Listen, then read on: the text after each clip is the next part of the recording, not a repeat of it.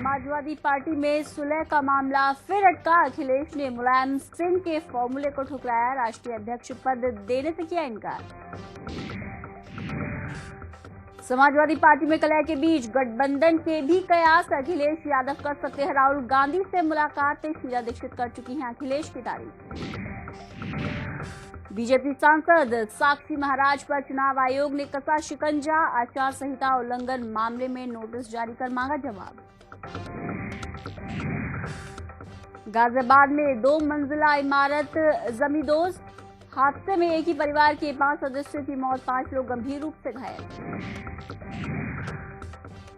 और शीतलहर की चपेट में उत्तर भारत। मौसम विभाग ने तापमान में गिरावट आने की जताई आशंका, तो उत्तर पश्चिम में शीतलहर की भी चेतावनी।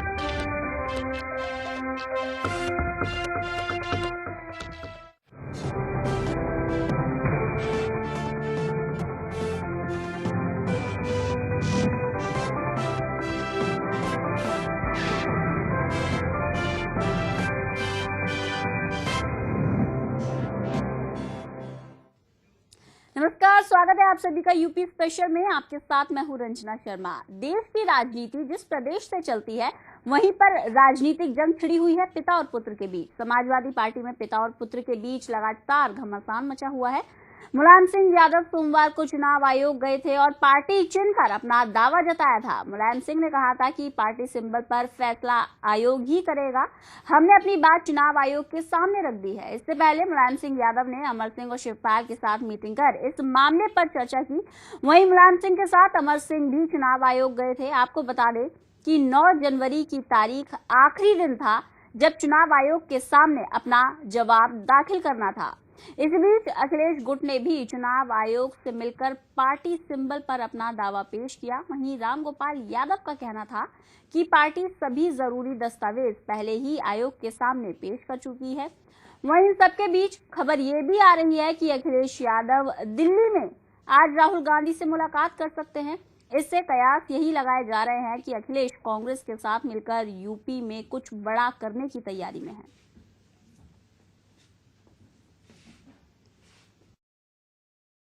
है कि अखिलेश यादव आज राहुल गांधी से मुलाकात कर सकते हैं। ऐसे में राजनीतिक गलियारों में इस बात की सुगबुगाहट तेज हो गई है कि अब अखिलेश कांग्रेस के साथ गठबंधन कर सकते हैं।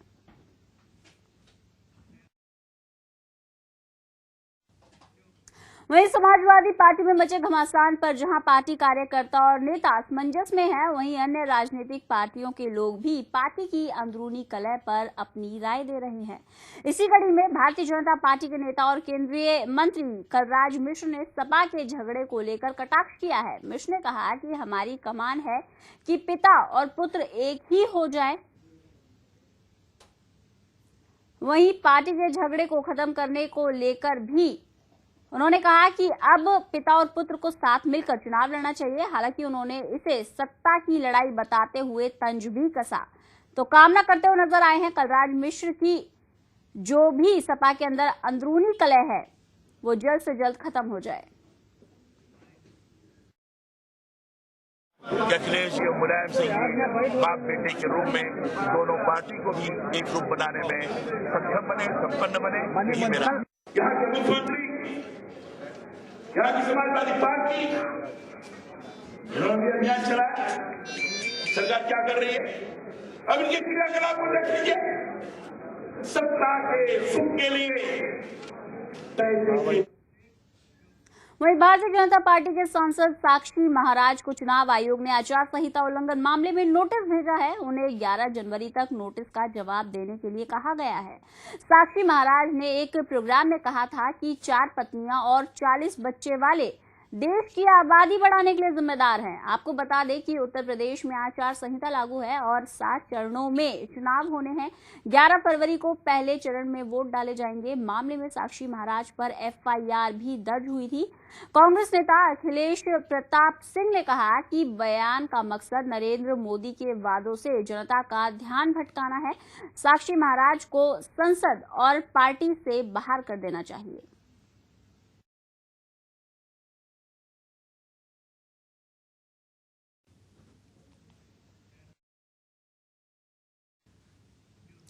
वहीं इलेक्शन की तारीख ऐलान होते ही पुलिस ने हर जगह चेकिंग अभियान शुरू कर दिया है। चेकिंग के दौरान यूपी के इटावा में कई गाड़ियों से काली फिल्म और हूटर उतरवाए गए।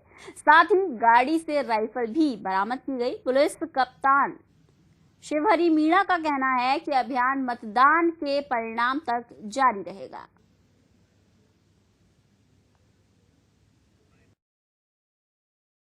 के अनुपालन के लिए आज जनपद इटावा पुलिस के द्वारा अभियान चलाया जा रहा है, जिसमें विभिन्न चौराहों पर पुलिस के द्वारा भारी मात्रा में फोर्स लेकर चेकिंग की जा रही है। इसके तहत आज एक ही पॉइंट पर, जिस पॉइंट पर मैं खड़ा हूँ, उसी पर 4 नीली बत्ती और साथ ही साथ 7 हूटर और 28 काली फिल्में और 1 राइफल वाले जो व्यक्ति हैं उनके विरुद्ध कार्रवाई की गई है। पुलिस के द्वारा चेकिंग फ्रिस्किंग का अभियान आदर्श आचार संहिता का पालन कराने के लिए किया जा रहा है और आगे की भी।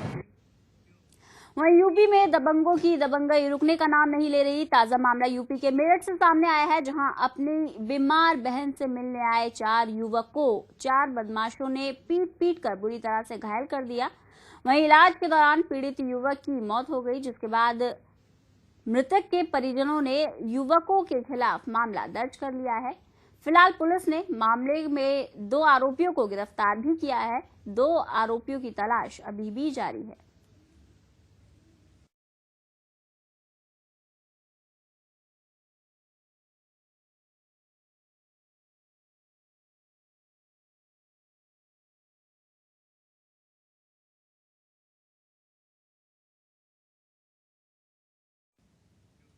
वहीं यूपी के गाजियाबाद में 2 मंजिला मकान जमींदोज हो गया। इस दर्दनाक हादसे में एक ही परिवार के 5 लोगों की मौत भी हो गई। साथ ही 5 लोग गंभीर रूप से घायल हो गए। घायलों को इलाज के लिए अस्पताल में भर्ती करवाया गया है। मामला गाजियाबाद की लोनी कॉलोनी का है, जहां सालों से एक मकान जर्जर हालत में था। प्रशासन ने पीड़ित परिवार को हर संभव आर्थिक मदद देने का भरोसा भी दिया है। मतलब हम घर में थे और जैसे हम बाहर को निकले तो एकदम से नीचे से जैसे स्लैब भी थी ना ये, तो वो दीवार नीचे को बैठती चली गई और फिर मतलब ऊपर का सारा ढेर हो गया। नीचे अंदर जो मेहमान थे, जो रहने वाले थे, वो सारे के सारे अंदर दब गए और मतलब कि फिर सारा गिर गया। फिर कॉलोनी वाला है जब भी हैंड टू हैंड, तो मतलब कि कॉलोनी वालों ने हाथ से निकाला, मतलब जो भी हटाया, फिर पुलिस को इन्फॉर्म दी, तो वो कम से कम आधा घंटे के बाद आई। वहीं यूपी के मथुरा के वृंदावन में तेज रफ्तार ट्रैक्टर का कहर देखने को मिला, जहां ट्रैक्टर से कुचलकर एक विदेशी महिला की मौके पर ही मौत हो गई। घटना की जानकारी मिलते ही विदेशी महिला के परिवार और साथी महिला के जांच के लिए, पहचान के लिए आए और इस हादसे के बाद परिवार में शोक लहर दौड़ गई। वहीं मौके पर पहुंची पुलिस ने ट्रैक्टर ड्राइवर के खिलाफ मामला दर्ज कर लिया है और शव को पोस्टमार्टम के लिए भेज दिया है। आपको बता दें कि मृतक महिला ऑस्ट्रेलिया की रहने वाली थी, जो अपने परिवार के साथ वृंदावन घूमने आई थी।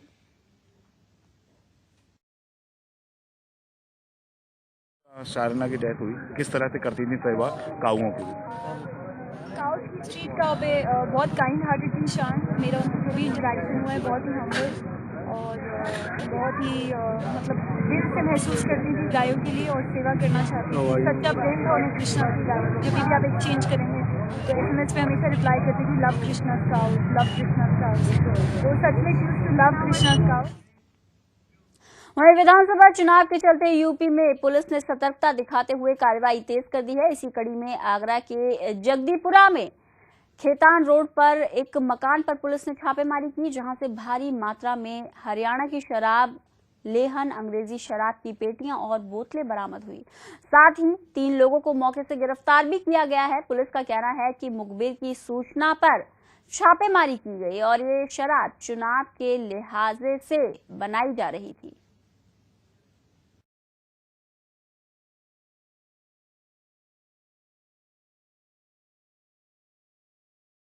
तीन लोग पकड़े गए हैं, लालू तिवारी, रिंकू और जीतू।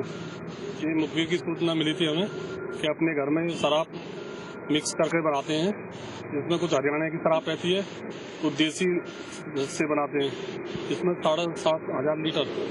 उसमें लहन को मौके पर नष्ट किया गया है। 300 बोतल मौके पर मिली हैं और कुछ खाली बोतलें मिली हैं, काफ़ी ढेर सारी सिलेंडर मिले हैं और उसमें शराब बनाने की सामग्री है। खबरों में बढ़ते हैं आगे। आचार संहिता के लागू होने के बाद प्रदेश में कैश मूवमेंट को लेकर यूपी पुलिस काफी सक्रिय नजर आ रही है। जगह जगह नाकेबंदी कर गाड़ियों की चेकिंग की जा रही है। इसी के चलते आगरा में पुलिस ने चेकिंग के दौरान अलग अलग जगहों पर लगभग 14 लाख रुपए बरामद किए। आपको बता दें कि आचार संहिता के चलते कोई भी व्यक्ति या व्यापारी 50,000 से ऊपर की रकम नहीं ले जा सकता। अगर इससे ऊपर की रकम ले जाते हुए कोई पकड़ा जाता है तो उससे पूछताछ की जाती है।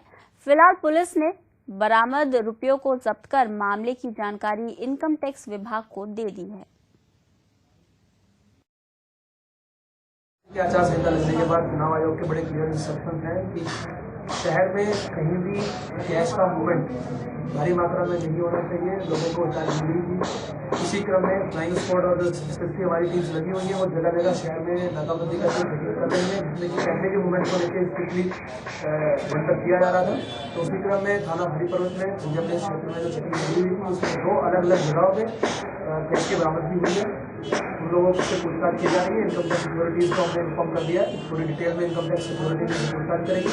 कैश के स्पोर्ट के बारे में और कैश के डेस्टिनेशन के बारे में डिटेल से पूछताछ की जाएगी। बाकी सारी चीज़ों की वीडियोग्राफी करा के फ्लाइंग स्पोर्ट को करीबन 13 से 14 लाख ये कैश बरामद हुआ है दोनों जगहों पर मिला के। बाकी पूछताछ फ्लाइंग स्पोर्ट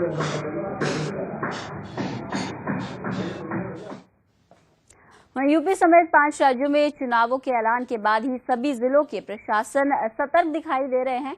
ऐसे में बदायूं हाईवे पर चेकिंग के दौरान ही बुलंदशहर पुलिस ने एक ऐसे शख्स को पकड़ा जो गाड़ी में 18 लाख रुपए लेकर दिल्ली से बुलंदशहर जा रहा था। पुलिस के मुताबिक 18 लाख में 2000 की नई करेंसी भी मौजूद थी। आपको बता दें कि पुलिस ने आरोपी के खिलाफ आईपीसी की धारा 171B, 171C और 123 के तहत मामला दर्ज कर लिया है। पुलिस ने मामले की जानकारी आयकर विभाग को भी दे दी है। हमारी आप लोगों को पता है कि इलेक्शन के प्रोसीजर के बाद हमारे flying squad, static surveillance team और सेक्टर में से अपने अपने फील्ड में है। खासतौर से फ्लाइंग स्क्वाड और एसएसटीज एक्टिव है। तो उसी के दौरान स्टैटिक सर्विलांस टीम के द्वारा शिकारपुर में एक व्यक्ति राजेश कुमार, उसके पास 18 लाख रुपए कैश बरामद हुए और इस मामले में एक तुरंत उनको उस पैसे को सीज करके और एफआईआर भी लॉन्च कर दी गई और जैसा नियम है आयकर विभाग को भी सूचित कर दिया गया है उसके। वहीं यूपी के बहराइच में आचार संहिता का पालन कराने और चुनावों में पैसे का गलत इस्तेमाल ना हो, इसके लिए फ्लाइंग टीम ने भी अपनी कमर कस ली है, जिसके चलते टीम ने वाहनों की चेकिंग के दौरान 1,13,000 रुपए एक व्यापारी से बरामद किए। वाहन में सवार बहराइच निवासी आलोक रस्तोगी ने खुद को व्यवसायी बताते हुए कहा कि ये पैसे व्यवसाय से संबंधित हैं, लेकिन कागजात नहीं दिखा पाने पर उसकी नकदी सीज कर ली गई और कोषागार में भेज दी गई। साथ ही मामले की सूचना इनकम टैक्स विभाग को भी दे दी है। ये चुनाव आचार संहिता पूरी तरह से लागू है और इस आचार संहिता के अंतर्गत जो है हम लोग नियमित रूप से चेकिंग कर रहे हैं और सारे वाहनों की चेकिंग हो रही है। चेकिंग के दौरान जो है ये पाया गया कि 1,13,000, 1,14,000 के आसपास कैश बरामद हुआ है, जिसको सील करके और उसमें वैधानिक कार्रवाई की जा रही है।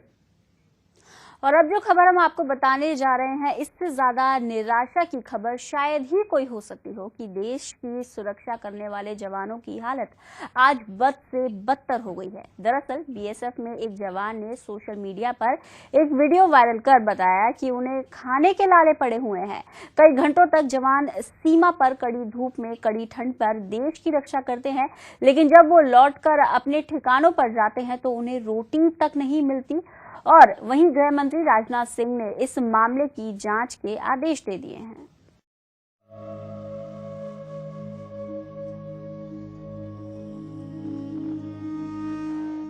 सभी देशवासियों को मेरा गुड मॉर्निंग, नमस्कार, जय हिंद। सब बिक्री करके खा जाते हैं, जो कि हमारे को कुछ नहीं मिलता इन हालातों में।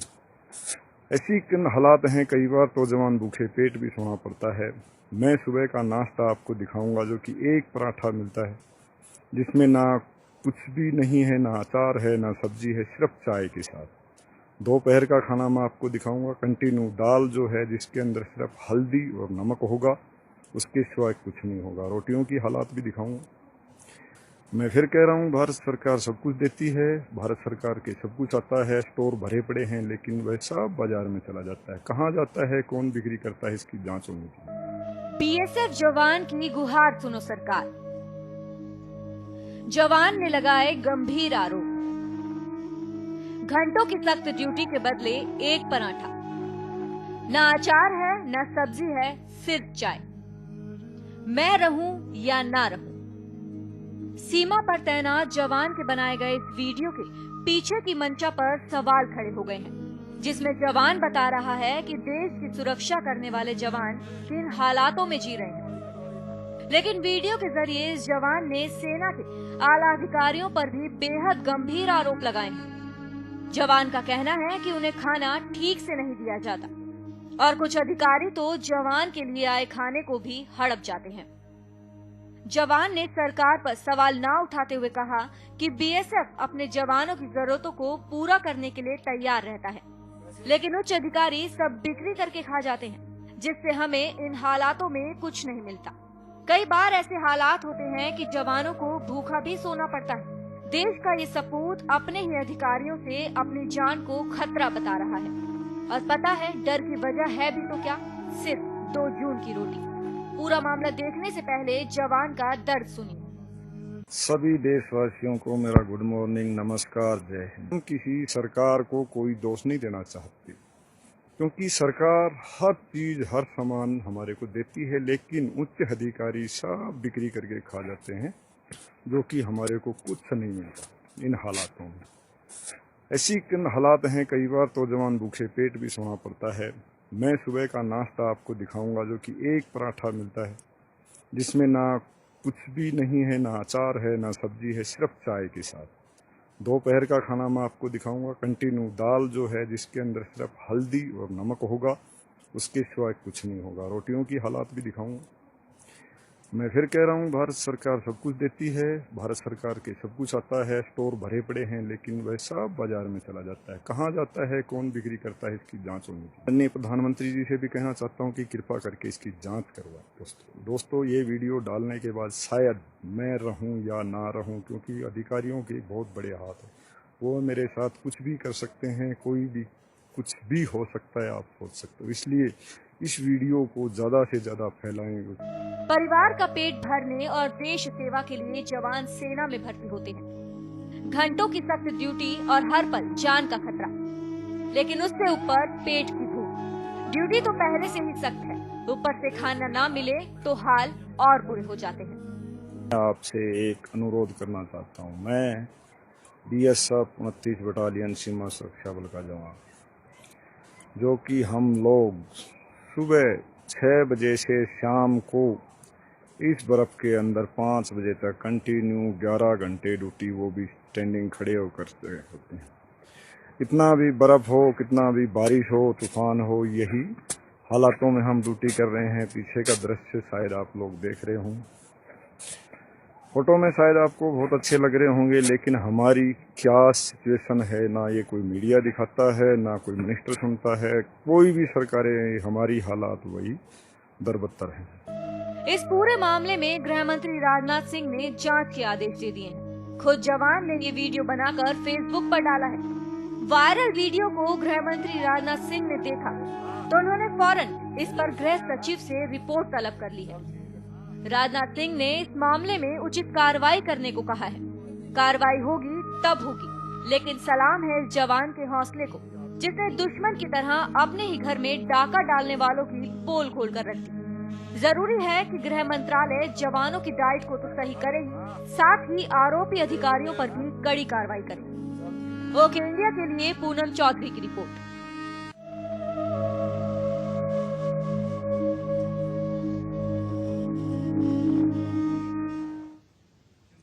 तो ये खबर निराशाजनक तो है ही, साथ ही साथ शर्मनाक भी है। बहरहाल इस बुलेटिन में मेरे साथ फिलहाल इतना ही। दीजिए इजाजत, नमस्कार।